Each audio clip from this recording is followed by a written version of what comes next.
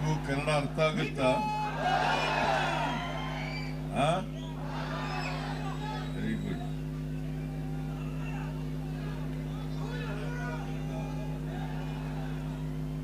ಕರ್ನಾಟಕ ರಾಜ್ಯದ ಬೃಹತ್ ಮತ್ತು ಮಧ್ಯಮ ಕೈಗಾರಿಕೆಗಳ ಸಚಿವರಾದಂಥ ಶ್ರೀ ಎಂ.ಬಿ. ಪಾಟೀಲ್ ಅವರ ಕಾಂಗ್ರೆಸ್ ಪಕ್ಷದ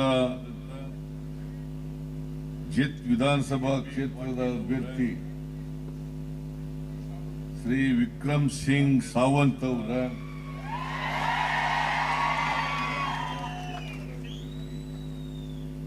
ಬೀಳಗಿ ಕ್ಷೇತ್ರದ ಶಾಸಕರು ಅಟ್ಟಿ ಚಿನ್ನದ ಗಣಿ ಶಾಸಕರು ಅದರ ಅಧ್ಯಕ್ಷರು ಆದಂತ ಜೆ.ಟಿ. ಪಾಟೀಲ್ ಅವರ ಲಕ್ಷ್ಮಣರಾವ್ ಚಿಂಗ್ಳೆ ಅವರ ವೇದಿಕೆ ಮೇಲಿರ್ತಕ್ಕಂಥ ಎಲ್ಲ ಕಾಂಗ್ರೆಸ್ಸಿನ ಮುಖಂಡರುಗಳ ಇತರ ಎಲ್ಲ ಸ್ನೇಹಿತರೆ, ಇಲ್ಲಿ ಆಗಮಿಸಿರ್ತಕ್ಕಂಥ ಎಲ್ಲ ಆತ್ಮೀಯ ಸೋದರ ಸೋದರಿಯರೇ, ಎಲ್ಲ ಯುವಕ ಮಿತ್ರರೇ, ಮಾಧ್ಯಮದ ಎಲ್ಲ ಗೆಳೆಯರೇ, ನಾನು ತಡವಾಗಿ ಬಂದಿದ್ದೇನೆ, ಕ್ಷಮಿಸಬೇಕು.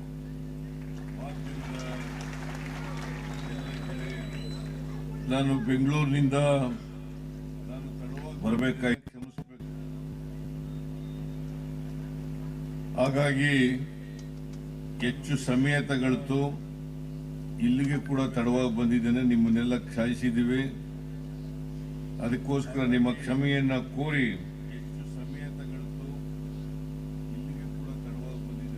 ಈ ತಿಂಗಳು 20ನೇ ತಾರೀಕು ಮಹಾರಾಷ್ಟ್ರ ವಿಧಾನಸಭೆಗೆ ಚುನಾವಣೆ ನಡೀತಾ ಇದೆ.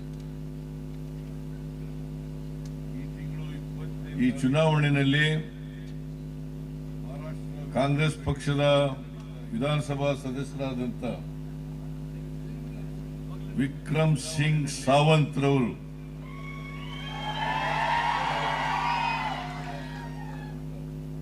ಮತ್ತೆ ಕಾಂಗ್ರೆಸ್ಸಿನ ಅಭ್ಯರ್ಥಿಯಾಗಿ, ಅದರ ಜೊತೆಗೆ ಮಹಾ ವಿಕಾಸ್ ಅಘಾಡಿಯ ಅಧ್ಯಕ್ಷ ಅಭ್ಯರ್ಥಿಯಾಗಿ ಈ ಚುನಾವಣೆಯಲ್ಲಿ ಸ್ಪರ್ಧೆ ಮಾಡಿದ್ದಾರೆ. ಕರ್ನಾಟಕದಲ್ಲಿ ಅಲ್ಲ, ಮಹಾರಾಷ್ಟ್ರದಲ್ಲಿ ಕಾಂಗ್ರೆಸ್, ಎನ್ಸಿಪಿ ಮತ್ತು ಶಿವಸೇನೆ, ಮಹಾರಾಷ್ಟ್ರದಲ್ಲಿ ಕಾಂಗ್ರೆಸ್, ಎನ್ಸಿಪಿ, ಉದ್ಧವ್ ಠಾಕ್ರೆ, ಶರದ್ ಪವಾರ್,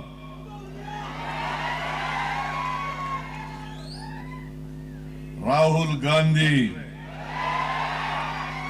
ಸೋನಿಯಾ ಗಾಂಧಿ, ಮಲ್ಲಿಕಾರ್ಜುನ ಖರ್ಗೆ, ಇವರೆಲ್ಲರೂ ಸೇರಿ ಒಂದು ಒಕ್ಕೂಟವನ್ನ ಮಾಡಿಕೊಂಡು ಮಲ್ಲಿಕಾರ್ಜುನ ಖರ್ಗೆ ಕೋಮುವಾದಿ ಬಿಜೆಪಿ ಮತ್ತು ಅದರ ಮಿತ್ರ ಪಕ್ಷಗಳ ವಿರುದ್ಧ ಸ್ಪರ್ಧೆಯನ್ನ ಈ ಚುನಾವಣೆಯಲ್ಲಿ ಮಾಡ್ತಾ ಇದ್ದಾರೆ. ಕೋಮುವಾದಿ ಬಿಜೆಪಿ ಮತ್ತು ಅದರ ಮಿತ್ರ ಪಕ್ಷಗಳ ನಿಮಗೆ ಮಹಾರಾಷ್ಟ್ರದಲ್ಲಿ ಇರ್ತಕ್ಕಂಥ ಸರ್ಕಾರ ಹೇಗೆ ಅವರು ಅಧಿಕಾರಕ್ಕೆ ಬಂದ್ರು ಅಂತಕ್ಕಂಥದ್ದನ್ನ ನಿಮಗೆ ನೀವೆಲ್ಲರೂ ಕೂಡ ತಿಳ್ಕೊಂಡಿದ್ದೀರಿ ಅಂತಕ್ಕಂಥದ್ದು ನನ್ನ ಭಾವನೆ. ಶಿವಸೇನೆಯಲ್ಲಿದ್ದಂತ ಏಕನಾಥ್ ಶಿಂದೆ ಅವರು ಶಿವಸೇನೆಯನ್ನ ಬಿಟ್ಟು ಭಾರತೀಯ ಜನತಾ ಪಕ್ಷವನ್ನ ಸೇರ್ಕೊಂಡು, ಆಮೇಲೆ ಅಜಿತ್ ಪವಾರ್ ಅವರು ಸೇರ್ಕೊಂಡು, ಅಶೋಕ್ ಚವಾಣ್ ಅವರು ಕಾಂಗ್ರೆಸ್ ಬಿಟ್ಟು ಬಿಜೆಪಿ ಸೇರ್ಕೊಂಡ್ರು.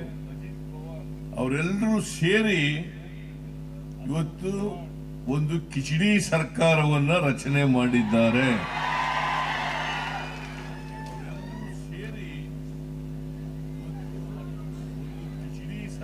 ಭಾರತೀಯ ಜನತಾ ಪಕ್ಷ 2019ಕ್ಕಿಂತ ಹಿಂದೆ ಅಧಿಕಾರದಲ್ಲಿ ಇತ್ತು. ಫಡ್ನವೀಸ್ ಅವರು ಚೀಫ್ ಮಿನಿಸ್ಟರ್ ಆಗಿದ್ರು. ಭಾರತೀಯ ಜನತಾ ಪಕ್ಷ ಆಮೇಲೆ ಅವರು ಸೋತರು. ಕಳೆದ ಚುನಾವಣೆಯಲ್ಲಿ ಯಾವ ಪಕ್ಷಕ್ಕೂ ಕೂಡ ಬಹುಮತ ಬರಲಿಲ್ಲ. ಆಮೇಲೆ ಅವರು ಸೋತರು. ಕಳೆದ ಚುನಾವಣೆಯಲ್ಲಿ ಫ್ರಾಕ್ಚರ್ಡ್ ವರ್ಡಿಕ್ಟು ಕಳೆದ ಚುನಾವಣೆಯಲ್ಲಿ ಮಹಾರಾಷ್ಟ್ರದ ಮಹಾಜನತೆ ಕೊಟ್ಟ ಮೇಲೆ ಶಿವಸೇನೆ, ಕಾಂಗ್ರೆಸ್ ಮತ್ತು ಎನ್ಸಿಪಿ ಈ ಮೂರು ಪಕ್ಷಗಳು ಸೇರಿ ಸರ್ಕಾರವನ್ನ ಮಾಡಿದ್ದವು. ಆಮೇಲೆ ಬಿಜೆಪಿಯವರು ಯಾವಾಗಲೂ ಕೂಡ ತಂತ್ರಗಾರಿಕೆಯನ್ನ ಉಪಯೋಗಿಸ್ತಾರೆ.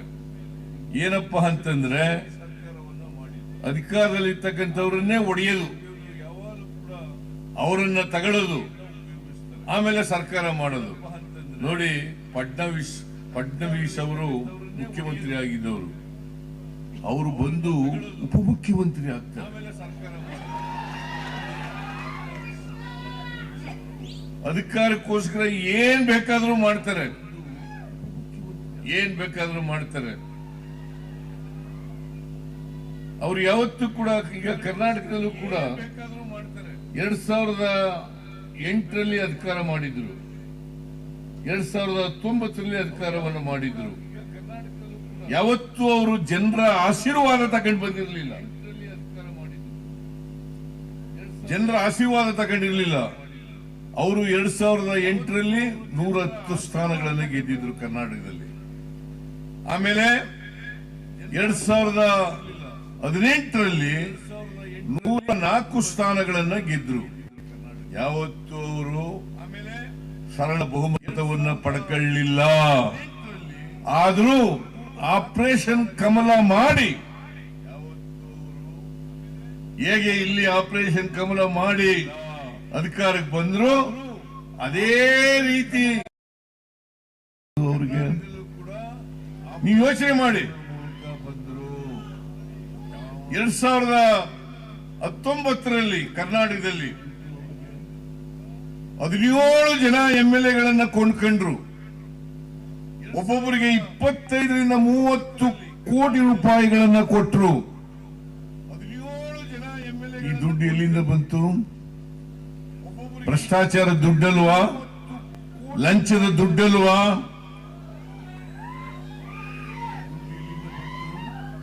ನರೇಂದ್ರ ಮೋದಿ ಅವರು ಸತ್ಯ ಹರಿಶ್ಚಂದ್ರರಂತೆ ಮಾತಾಡ್ತಾರೆ. ಅವ್ರ ಪಕ್ಷ ಭ್ರಷ್ಟಾಚಾರದಲ್ಲಿ ಮುಳುಗೋಗಿದೆ, ಭ್ರಷ್ಟಾಚಾರದಲ್ಲಿ ಮುಳುಗೋಗಿದೆ. ಮೊನ್ನೆ ಇಲ್ಲಿ ಬಂದಾಗ ಕರ್ನಾಟಕ ಸರ್ಕಾರದ ಮೇಲೆ ಆರೋಪ ಮಾಡಿದ್ದಾರೆ. ಏನಂತಂದ್ರೆ, ಸಿದ್ದರಾಮಯ್ಯನವರು ಮಹಾರಾಷ್ಟ್ರ ಚುನಾವಣೆಗೆ ಎಕ್ಸೈಸ್ ಡಿಪಾರ್ಟ್ಮೆಂಟ್ ನಲ್ಲಿ ದುಡ್ಡು ಮಾಡಿ 700 ಕೋಟಿ ರೂಪಾಯಿಗಳನ್ನ ಕಳಿಸಿಕೊಟ್ಟಿದ್ದಾರೆ. ಅದಕ್ಕೆ ನಾನು ಹೇಳಿದೆ, ಶಿಗ್ಗಾವಿನಲ್ಲಿ ಹೇಳಿದೆ, ನಾನು ಒಂದೇ ಒಂದು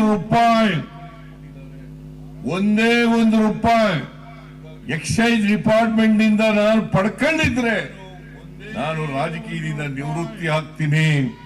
ಈ ಸುಳ್ಳು ಆರೋಪ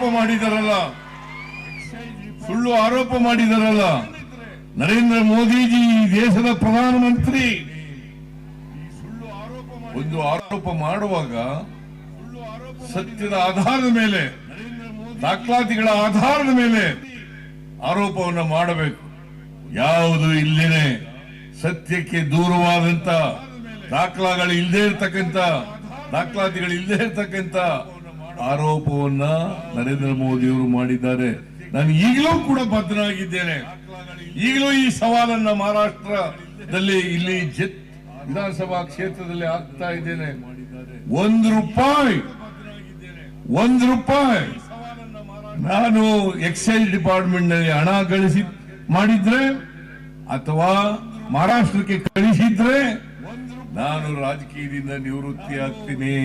ನರೇಂದ್ರ ಮೋದಿ ಅವರು ನಿವೃತ್ತಿ ಆಯ್ತಾರ? ನೀವು ಕೇಳಬೇಕು. ನರೇಂದ್ರ ಮೋದಿ ಅವರು ನಿವೃತ್ತಿ ಆಗ್ತಾರಾ? ಯಾವತ್ತೂ ಕೂಡ ನಮ್ಮ ಸರ್ಕಾರ ಭ್ರಷ್ಟಾಚಾರವನ್ನ ಮಾಡಲ್ಲ. ಈ ಬಿಜೆಪಿಯವರು ಯಾವಾಗಲೂ ಏನ್ ಮಾಡ್ತಾರೆ ಅಂತಂದ್ರೆ ವಿರೋಧ ಪಕ್ಷದ ನಾಯಕರನ್ನ ಎದುರಿಸೋದು, ಸುಳ್ಳು ಕೇಸ್ಗಳನ್ನು ಹಾಕೋದು,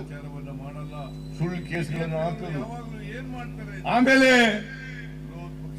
ಇವ್ರ ಪಕ್ಷಕ್ಕೆ ಸೇರ್ಕೊಂಡ್ಮೇಲೆ ಆ ಎಲ್ಲ ಆಪಾದನೆಗಳನ್ನೆಲ್ಲ ಮುಚ್ಚಾಕೋದು. ಎಲ್ಲ ಈಗ ಮಹಾರಾಷ್ಟ್ರದಲ್ಲಿ ಆಮೇಲೆ ಎಲ್ಲ ಆರೋಪಗಳನ್ನು ಮುಚ್ಚಾಕಿದ್ದಾರೆ. ಅವ್ರ ಮೇಲಿದ್ದಂತ ಆರೋಪಗಳನ್ನ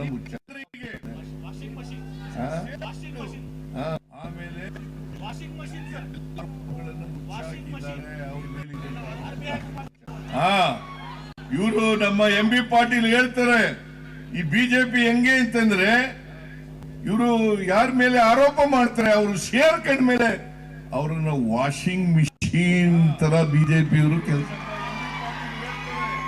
ವಾಷಿಂಗ್ ಮಿಷಿನ್, ಬಟ್ಟೆ ವಾಶ್ ಮಾಡ್ತಾರಲ್ಲ ಹಂಗೆ ಯಾರ ಮೇಲೆ ಆರೋಪ ಮಾಡೋದು, ಸುಳ್ಳು ಆರೋಪಗಳನ್ನು ಮಾಡೋದು, ಅವ್ರ ಪಕ್ಷಕ್ಕೆ ಸೇರ್ಕೊಂಡ ಮೇಲೆ ಅವ್ರ ಮೇಲೆ ಇರ್ತಕ್ಕಂಥ ಆರೋಪಗಳನ್ನ ತೆಗೆದುಹಾಕೋದು, ವಾಷಿಂಗ್ ಮಿಷಿನ್ ತರ ಕೆಲಸ ಮಾಡ್ತಕ್ಕಂಥದನ್ನ ಮಾಡ್ತಾ ಇದ್ದಾರೆ. ಇಂಥ ಪಕ್ಷಕ್ಕೆ ವೋಟ್ ಕೊಡಬೇಕಾ? ಪಾಪ ನಮ್ಮ ಸಾವಂತ್ರವರು 5 ವರ್ಷ ಶಾಸಕರಾಗಿ ಈ ಕ್ಷೇತ್ರದ ಅಭಿವೃದ್ಧಿ ಮಾಡ್ತಕ್ಕಂಥ ಕೆಲಸವನ್ನ ಮಾಡಿದ್ದಾರೆ. ನಾನು ಒಮ್ಮೆ ಇದೇನು ಕೂಡ ಬೈದಿದ್ದೆ ಈ ಕ್ಷೇತ್ರಕ್ಕೆ ಬೇರೆ ಜಾಗ ಅಲ್ಲ, ಬೇರೆ ಬಂದಿದ್ದೆ. ಆಗ ನೀವೆಲ್ಲರೂ ಕೂಡ ನನ್ನ ಮನವಿಗೆ ಹೋಗೊಟ್ಟು ಸಾವಂತ್ರವರನ್ನ ಗೆಲ್ಲಿಸ್ಕೊಟ್ಟಿದ್ರಿ. ಈ ಸಾರಿನೂ ಕೂಡ ತಾವೆಲ್ಲ ಅವರಿಗೆ ಆಶೀರ್ವಾದವನ್ನ ಮಾಡಬೇಕು ಅಂತಕ್ಕಂಥ ಮಾತು ನಾನು ಹೇಳಲಿಕ್ಕೆ ಬಯಸ್ತಾ ಇದ್ದೇನೆ. ನರೇಂದ್ರ ಮೋದಿ ಅವರಾಗ್ಲಿ, ಫಡ್ನವೀಸ್ ಅವರಾಗ್ಲಿ ನುಡಿದಂತೆ ನಡೆದಿದ್ದಾರ? ಹೇಳಿ ನೀವೇ. ನರೇಂದ್ರ ಮೋದಿ ಅವರಾಗ್ಲಿ, ಫಡ್ನವೀಸ್ ಅವರಾಗ್ಲಿ ನುಡಿದಂತೆ ನಡೆದಿದ್ದಾರ? ಏನಾಯ್ತು? ನರೇಂದ್ರ ಮೋದಿ ಅವರು ಹೇಳಿದ್ರು 2014ರಲ್ಲಿ ವಿದೇಶದಲ್ಲಿ ಕಪ್ಪು ಹಣ ಇದೆ, ಅದನ್ನ ತಗೊಬಂದು ಎಲ್ಲರ ಅಕೌಂಟಿಗೆ 15 ಲಕ್ಷ ಕೊಟ್ಬಿಡ್ತೀವಿ ಅಂತ ಹೇಳಿದ್ರು. ಕೊಟ್ರೇನ್ರಿ? 2 ಕೋಟಿ ಉದ್ಯೋಗಗಳನ್ನ ಪ್ರತಿ ವರ್ಷ ಸೃಷ್ಟಿ ಮಾಡ್ತೇನೆ, ನಿರುದ್ಯೋಗ ಯುವಕರಿಗೆ ಕೊಡ್ತೇನೆ, ದುಪ್ಪಟ್ಟು ಮಾಡ್ತೇನೆ. 1 ಲಕ್ಷ ಆದಾಯ ಬರ್ತಾ ಇದ್ರೆ 2 ಲಕ್ಷ ಮಾಡ್ತೇನೆ. ಮಾಡಿದ್ರ? ಗೊಬ್ಬರದ ಬೆಲೆ ಇಳಿಸಿದ್ರ? ಆಹಾರ ಪದಾರ್ಥಗಳ ಬೆಲೆ ಇಳಿಸಿದ್ರ? ಪೆಟ್ರೋಲ್ ಬೆಲೆ ಇಳಿಸಿದ್ರ? ಡೀಸೆಲ್ ಬೆಲೆ ಇಳಿಸಿದ್ರ?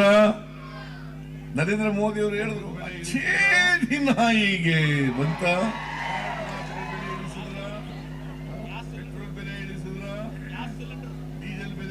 ಒಳ್ಳೆ ದಿನ ಬಂತ ನಿಮ್ಗೆ? ಬಂತ ಒಳ್ಳೆ ದಿನ? ಬಂತ? ಬರ್ಲಿಲ್ಲ. ನರೇಂದ್ರ ಮೋದಿ ಅವರು ಬಂದು ಹೇಳಿದ್ರು ಒಳ್ಳೆ ದಿನ ಬಂತ ನಿಮ್ಗೆ. ಅಡ್ವರ್ಟೈಸ್ಮೆಂಟ್ ಕೂಡ ಕೊಟ್ಟರು ಇಲ್ಲಿನ ಸರ್ಕಾರ. ನಾವು ಗೃಹಲಕ್ಷ್ಮಿ ಯೋಜನೆಯಲ್ಲಿ ಏನು 2,000 ಕೊಡ್ತೀವಿ ಅಂತಂದು ಅದನ್ನ ಕೊಡ್ತಾ ಇಲ್ಲ, ಜಾರಿ ತಗೊಬಂದಿಲ್ಲ ಅಂತ ಸುಳ್ಳು ಹೇಳಿದ್ರು. ನಾನು ಹೇಳ್ತೀನಿ ನರೇಂದ್ರ ಮೋದಿ ಅವರಿಗೆ, ನರೇಂದ್ರ ಮೋದಿ ಅವರೇ ಕರ್ನಾಟಕಕ್ಕೆ ಬರ್ರಿ, ಕರ್ನಾಟಕಕ್ಕೆ ಬರ್ರಿ, ಅಲ್ಲಿ ಬಂದು ನೋಡಿ. ನಾವು 2,000 ರೂಪಾಯಿ ಪ್ರತಿ ತಿಂಗಳು 1,22,00,000 ಕುಟುಂಬದ ಮನೆ ಯಜಮಾನರಿಗೆ 2,000 ರೂಪಾಯಿ ಕೊಡ್ತಾ ಇದ್ದೇವೆ. ಒಂದು ನೋಡಿ. ಪಕ್ಕದಲ್ಲೇ ಇದೆ, ಪಕ್ಕದಲ್ಲೇ ನೀವು ಬಂದ್ ನೋಡಿ, ಬಿಜೆಪಿ ಅವರು ಬಂದ್ ನೋಡ್ಲಿ, ಶಿಂದೆ ಏಕನಾಥ್ ಶಿಂದೆ ಬಂದ್ ನೋಡ್ಲಿ, ನರೇಂದ್ರ ಮೋದಿ ಅವರು ಬಂದ್ ನೋಡ್ಲಿ, ನರೇಂದ್ರ ಮೋದಿ ಅವರು ಬಂದ್ ನೋಡ್ಲಿ. ನಾವು ಕಳೆದ ವಿಧಾನಸಭಾ ಚುನಾವಣೆಯಲ್ಲಿ 2023ರಲ್ಲಿ 5 ಗ್ಯಾರಂಟಿ ಯೋಜನೆಗಳನ್ನ ಕೊಡ್ತೇವೆ ಅಂತ ಹೇಳಿದ್ದು. ಶಕ್ತಿ ಯೋಜನೆ, ಗೃಹಲಕ್ಷ್ಮಿ, ಗೃಹ ಜ್ಯೋತಿ, ಅನ್ನಭಾಗ್ಯ, ಯುವ ನಿಧಿ. ನಾವು ಅಧಿಕಾರಕ್ಕೆ ಬಂದ 6-7 ತಿಂಗಳಲ್ಲೇ ಎಲ್ಲ ಯೋಜನೆಗಳನ್ನ ಜಾರಿ ಮಾಡಿದ್ದು. ಇವತ್ತು ಕೂಡ ಕೊಡ್ತಾ ಇದ್ದೇವೆ. ನರೇಂದ್ರ ಮೋದಿ ಅವರು ಹೇಳಿದ್ರು, ಈ ಯೋಜನೆಗಳನ್ನ ಜಾರಿ ಮಾಡಿದ್ರೆ ದೇಶ ಉಳಿಯಲ್ಲ. ಇವತ್ತು ಕೂಡ ಕೊಡ್ತಾ ಇದ್ದೇವೆ. ಕರ್ನಾಟಕ ರಾಜ್ಯ ಆರ್ಥಿಕವಾಗಿ ದಿವಾಳಿಯಾಗ್ಬಿಡುತ್ತದೆ ಅಂತಕ್ಕಂಥ ಮಾತುಗಳನ್ನು ಹೇಳಿದ್ರು. ಅಭಿವೃದ್ಧಿಗೆ ಹಣ ಇರಲ್ಲ ಅಂತೆಲ್ಲ ಹೇಳಿದ್ರು. ನಾನು ಹೇಳಿದೆ, ನಾವು ಗ್ಯಾರಂಟಿ ಯೋಜನೆಗಳನ್ನ 100% ಜಾರಿ ಮಾಡೇ ಮಾಡ್ತೀವಿ. ಅಭಿವೃದ್ಧಿಗೂ ಕೂಡ ಹಣ ಕೊಡ್ತೀವಿ. ಯಾವ ಕಾರಣಕ್ಕೂ ಕೂಡ ಕರ್ನಾಟಕ ರಾಜ್ಯವನ್ನ ಆರ್ಥಿಕವಾಗಿ ದಿವಾಳಿ ಆಗ್ಲಿಕ್ಕೆ ಬಿಡಲ್ಲ ಅಂತಕ್ಕಂಥ ಮಾತುಗಳನ್ನ ಹೇಳಿದ್ದು. ಅದೇ ರೀತಿ ಇವತ್ತು 5 ಗ್ಯಾರಂಟಿ ಯೋಜನೆಗಳನ್ನು ಮಾಡಿದ್ದೀವಿ. ನಮ್ಮ ಕರ್ನಾಟಕದಲ್ಲಿ ಎಲ್ಲ ಮಹಿಳೆಯರು, ಕರ್ನಾಟಕದ ಜನಸಂಖ್ಯೆ 7 ಕೋಟಿ. ಇವತ್ತಿನವರೆಗೆ ಜೂನ್ 11, 2023ರಲ್ಲಿ ಜಾರಿಯಾಯಿತು ಶಕ್ತಿ ಯೋಜನೆ. ಅವತ್ತಿಂದ ಇವತ್ತಿನವರೆಗೆ 325 ಕೋಟಿ ಮಹಿಳೆಯರು ಫ್ರೀಯಾಗಿ ಸರ್ಕಾರಿ ಬಸ್ಗಳಲ್ಲಿ ಪ್ರಯಾಣ ಮಾಡಿದ್ದಾರೆ. ಫ್ರೀಯಾಗಿ, ಯಾರು ಕೂಡ ಟಿಕೆಟ್ ತಗೋಬೇಕಾಗಿಲ್ಲ. ಪ್ರತಿದಿನ 200 ರೂಪಾಯಿಗಳು ಉಳಿತಾಯ ಆಗ್ತಾ ಇದೆ. ಗೃಹಲಕ್ಷ್ಮಿ ಯೋಜನೆಯಲ್ಲಿ 1,22,00,000 ಮಹಿಳೆಯರಿಗೆ, ಯಜಮಾನಿಯರಿಗೆ 2,000 ರೂಪಾಯಿ ಕೊಡ್ತೀವಿ. ಜೊತೆಗೆ ಗೃಹ ಜ್ಯೋತಿ 1,62,00,000 ಕುಟುಂಬಗಳಿಗೆ 200 ಯೂನಿಟ್ ವರೆಗೆ ಫ್ರೀ ಕರೆಂಟ್. ನಾವು ಕರ್ನಾಟಕ ಈ ದೇಶದಲ್ಲಿ 5 ಕೆಜಿ ಅಕ್ಕಿಯನ್ನ ಎಲ್ಲ BPL ಕಾರ್ಡ್ ಹೋಲ್ಡರ್ಸ್ಗೆ ಫ್ರೀಯಾಗಿ ಅಕ್ಕಿ ಕೊಡ್ತಕ್ಕಂಥ ಕಾರ್ಯಕ್ರಮವನ್ನು ಜಾರಿಗೆ ತಗೊಂಡ್ಬಂದದ್ದು ಕಾಂಗ್ರೆಸ್ ಸರ್ಕಾರ. ಕರ್ನಾಟಕದಲ್ಲಿ ನಾನು ಮುಖ್ಯಮಂತ್ರಿ ಆಗಿರುವಾಗ ಈ ವರ್ಷ ಇನ್ನೂ 5 ಕೆಜಿ ಹೆಚ್ಚಾಗಿ ಕೊಡ್ತೀವಿ ಅಂತ ಹೇಳಿದ್ದು. ಅಕ್ಕಿ ಕೊಡ್ಲಿಲ್ಲ, ನರೇಂದ್ರ ಮೋದಿ ಅವರು ಅಕ್ಕಿ ಕೊಡ್ಲಿಲ್ಲ. ಅದಕ್ಕೋಸ್ಕರ 170 ರೂಪಾಯಿಯನ್ನು ಕೊಡ್ತಾ ಇದ್ದೀವಿ. ನಿರುದ್ಯೋಗಿ ಪದವೀಧರರಿಗೆ ತಿಂಗಳಿಗೆ 3,000 ರೂಪಾಯಿ ಕೊಡ್ತಾ ಇದ್ದೀವಿ. ಜೊತೆಗೆ ಡಿಪ್ಲೊಮಾ ಹೋಲ್ಡರ್ಸ್ಗೆ 1,500 ರೂಪಾಯಿ ಕೊಡ್ತೀವಿ. ಅದೇ ರೀತಿಯಲ್ಲಿ ಮಹಾರಾಷ್ಟ್ರದಲ್ಲೂ ಕೂಡ ಈ ಚುನಾವಣೆಯಲ್ಲಿ ಗ್ಯಾರಂಟಿ ಯೋಜನೆಗಳನ್ನ ತಿಂಗಳಿಗೆ 3,000 ರೂಪಾಯಿ ಜಾರಿ ಮಾಡ್ತೀವಿ ಅಂತಕ್ಕಂಥ ಭರವಸೆಯನ್ನ ಕೊಟ್ಟಿದ್ದಾರೆ. ನರೇಂದ್ರ ಮೋದಿ ಅವರು ಒಂದ್ ಕಡೆ ಹೇಳ್ತಾರೆ, ಗ್ಯಾರಂಟಿ ಯೋಜನೆಗಳನ್ನ ಜಾರಿ ಮಾಡಿದ್ರೆ ರಾಜ್ಯ ರಾಷ್ಟ್ರ ಆರ್ಥಿಕವಾಗಿ ದಿವಾಳಿ ಆಗ್ತದೆ, ಅಭಿವೃದ್ಧಿಗೆ ಹಣ ಇರಲ್ಲ ಅಂತ ಹೇಳ್ತಾರೆ. ಇನ್ನೊಂದ್ ಕಡೆ ಅವರೇ ಮಹಾರಾಷ್ಟ್ರದಲ್ಲಿ, ರಾಜಸ್ಥಾನದಲ್ಲಿ, ಹರಿಯಾಣದಲ್ಲಿ, ಈಗ ಮಹಾರಾಷ್ಟ್ರದಲ್ಲಿ ಕೂಡ, ಜಾರ್ಖಂಡ್ ನಲ್ಲೂ ಕೂಡ ಗ್ಯಾರಂಟಿ ಯೋಜನೆಗಳನ್ನ ಭರವಸೆ ಕೊಟ್ಟಿದ್ದಾರೆ, ಜಾರಿ ಮಾಡ್ತೀವಿ ಅಂತ ಹೇಳಿದ್ದಾರೆ. ಒಂದ್ ಕಡೆ ನರೇಂದ್ರ ಮೋದಿ ಅವರು ಹೇಳ್ತಾರೆ ಇವನ್ನ ಮಾಡಬಾರದು ಅಂತ ಹೇಳ್ತಾರೆ. ಇನ್ನೊಂದ್ ಕಡೆ ಅವ್ರದೇ ಪಕ್ಷದವರು ಹೇಳ್ತಾರೆ. ಅದನ್ನ ಇವರು ಪ್ರಚಾರ ಮಾಡ್ತಾರೆ.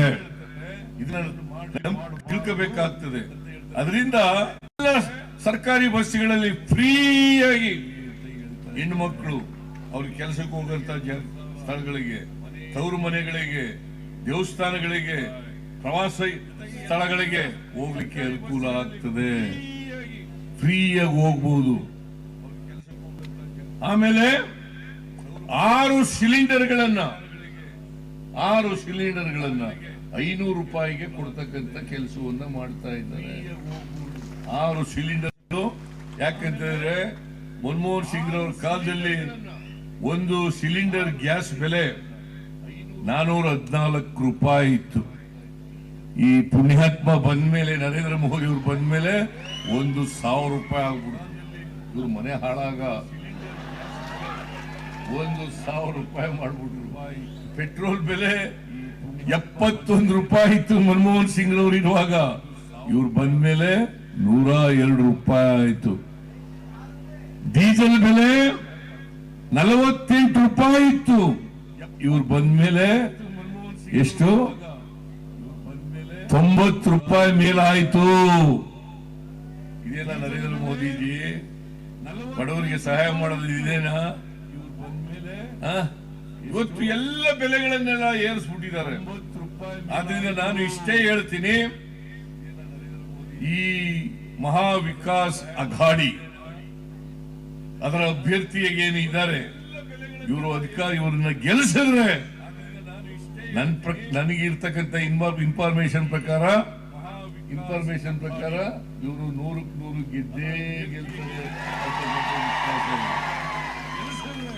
ಮಹಾ ವಿಕಾಸ್ ಅಘಾಡಿ ಅಧಿಕಾರಕ್ಕೆ ಬಂದೇ ಬರ್ತದೆ ಅಂತಕ್ಕಂಥ ವಿಶ್ವಾಸ ನನಗಿದೆ. ಅದು ಬಂದ ಮೇಲೆ ಎಲ್ಲ ಗ್ಯಾರಂಟಿಗಳು ಏನೇನು ಮಾಡಿದೀವಿ ಅವನ್ನೆಲ್ಲನೂ ಕೂಡ ಜಾರಿ ಮಾಡ್ತಕ್ಕಂಥದನ್ನ ಮಾಡ್ತೇವೆ. ನಾವು ಕರ್ನಾಟಕದಲ್ಲಿ 1.5 ವರ್ಷದಿಂದ ನಾವು ಅಧಿಕಾರಕ್ಕೆ ಬಂದು 1.5 ವರ್ಷದಿಂದ ಜಾರಿ ಮಾಡ್ತಾ ಇದ್ದೀವಿ. ಕಾಂಗ್ರೆಸ್ ಪಕ್ಷ ಯಾವಾಗಲೂ ಕೂಡ ಕೊಟ್ಟ ಮಾತಿಗೆ ತಪ್ಪಿಸ್ಗಳಲ್ಲ,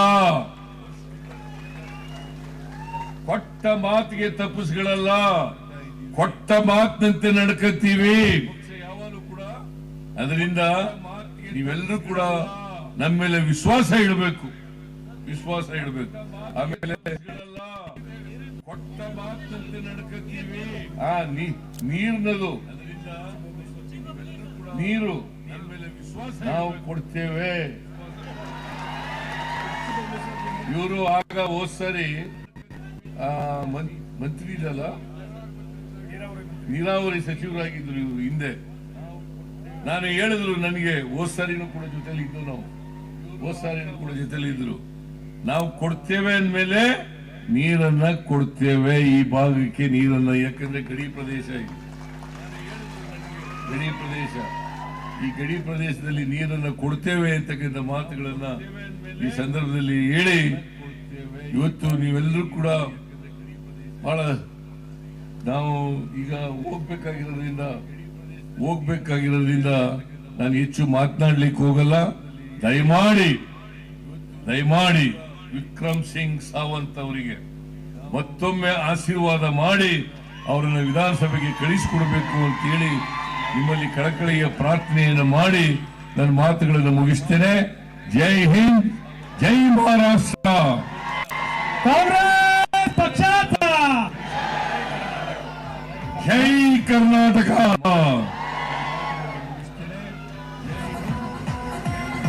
आदरणीय शिवराम साहेब, एम बी पाटील साहेब, जे टी पाटील साहेब आणि सर्व मान्यवर उपस्थित झाले.